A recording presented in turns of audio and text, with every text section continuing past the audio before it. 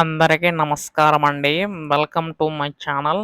ఆంధ్రప్రదేశ్ రాష్ట్ర వ్యాప్తంగా ఉన్న రైతన్నలందరికీ కూడా ఉపయోగపడేలాగా మనకి రాష్ట్ర ప్రభుత్వం ఈ యొక్క అన్నదాత సుఖీభ పథకం అయితే తీసుకురావడం అయితే జరిగిందండి.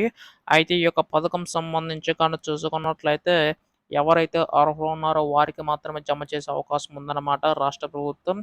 అయితే ఈ యొక్క 20,000 సంబంధించి కానీ ఎప్పుడు జమ చేయబోతుంది అని చెప్పేసి ఈ వీడియోలో పూర్తి సమాచారం అయితే తెలుసుకుందాం. వీడియోనైతే ఎక్కడా కూడా ఆపకుండా చివరి వరకు అయితే చూడండి. అంతకంటే ముందు కొత్తగా ఎవరైనా మన ఛానెల్‌ని చూసినట్లయితే వెంటనే ఛానెల్ అయితే సబ్స్క్రైబ్ చేసుకోండి. దీని ద్వారా నేను పెట్టే ప్రతి చిన్న లేటెస్ట్ అప్డేట్ కూడా మీరు ఎప్పటికప్పుడు మిస్ కాకుండా తెలుసుకోగలుగుతారు. అలాగే వీడియోకైతే లైక్ చేయండి. మరికొంతమందికి సమాచారం అయితే తెలుస్తది. ఇంకా ఆలస్యం చేయకుండా వీడియోలోకైతే వెళ్ళబోదాం. సో, ప్రస్తుతం ఇక్కడ ఏపీ రాష్ట్ర వ్యాప్తంగా ఉన్న రైతన్నలందరికీ కూడా మనకి అన్నదాత సుఖీభ పథకం ద్వారా లబ్ధి చేకూరుతుందనమాట.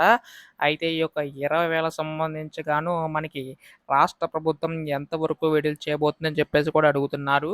సో, ప్రస్తుతం రాష్ట్ర ప్రభుత్వం దీనికి సంబంధించి గాను మనకి కీలక విషయాలైతే అప్డేట్ చేసిందనమాట. ఈ యొక్క 20,000 సంబంధించి గాను 14,000 ఏమో రాష్ట్ర ప్రభుత్వం తరపున, రూ. 6,000 కేంద్ర ప్రభుత్వం తరపున అయితే విడుదల కానున్నాయండి. సో, ఈ యొక్క నిధులకు సంబంధించి గాను ఎప్పుడు విడుదల చేయబోతుంది రాష్ట్ర ప్రభుత్వం అని చెప్పేసి చాలామంది రైతులైతే ఎదురు చూస్తున్నారు. సో, ఎవరైతే అర్హులున్నారో వారందరికీ కూడా జమ చేయబోతుందండి. భూమి కలిగిన వారికైతే పీఎం కిసాన్ ద్వారా లబ్ధి చేకూరుతుంది.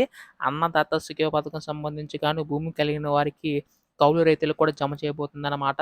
సో, ఈ విధంగా మనకి రాష్ట్ర ప్రభుత్వం యొక్క నిధులనేవైతే పెంచి అందించేందుకు సిద్ధమవుతుందండి. అయితే కేంద్ర ప్రభుత్వం ఇప్పటి వరకు కూడా 19 విడతల కింద నిధులనేవైతే విడుదల చేసింది కదా! 20వ విడత కింద నిధులు విడుదల చేయబోతుంది.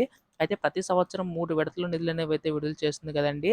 అయితే ఇప్పుడు రాష్ట్ర ప్రభుత్వం కూడా 3 విడతల్లో నిధులనేవైతే విడుదల చేసే అవకాశం ఉందన్నమాట.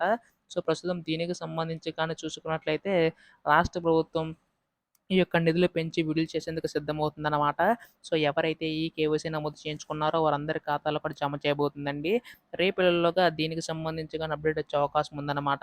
ఇటువంటి లేటెస్ట్ అప్డేట్స్ అన్నీ కూడా మిస్ కాకుండా తెలుసుకోవాలనుకుంటే వెంటనే ఛానెల్ అయితే సబ్స్క్రైబ్ చేసుకోండి. ధన్యవాదములు.